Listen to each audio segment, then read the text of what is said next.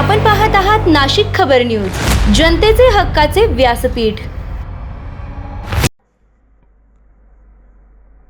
लैंगिक अत्याचाराच्या गुन्ह्यातील फरार आरोपीला नाशिक गुन्हे शाखेच्या युनिट क्रमांक 2 पथकाने छत्रपती संभाजीनगर जिल्ह्यातून अटक केली आहे। हर्षल रमेश परदेसी असे अटक करण्यात आलेल्या आरोपीचे नाव असून तो गेल्या काही दिवसांपासून फरार होता। या प्रकरणी अंबड पोलीस ठाण्यात गुन्हा क्रमांक 272/2026 अन्वये भारतीय न्याय संहितेच्या कलम नुसार गुन्हा दाखल करण्यात आला होता।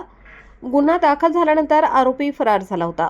दरम्यान गुन्हे शाखा युनिट क्रमांक 2 चे पोलीस कर्मचारी फरार आरोपींचा शोध घेत असताना त्यांना गुप्त बातमीदारामार्फत माहिती मिळाली की आरोपी हर्षल परदेशी हा छत्रपती संभाजीनगर जिल्ह्यातील बोरमाळ तांडा नागद परिसरात लपून बसला आहे।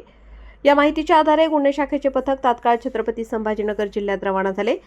कन्नड ग्रामीण पोलीस ठाण्याच्या हद्दीत शोध मोहीम राबवताना आरोपीला पोलिसांची चाहूल लागताच तो पळून जाण्याचा प्रयत्न करत होता। मात्र पोलिसांनी त्याचा पाठलाग करून त्याला शिताफीने ताब्यात घेतले। चौकशीत आरोपीने गुन्ह्याची कबुली दिल्यानंतर त्याला पुढील कारवाईसाठी नाशिक येथे आणून अंबड पोलीस ठाण्याच्या ताब्यात देण्यात आले आहे।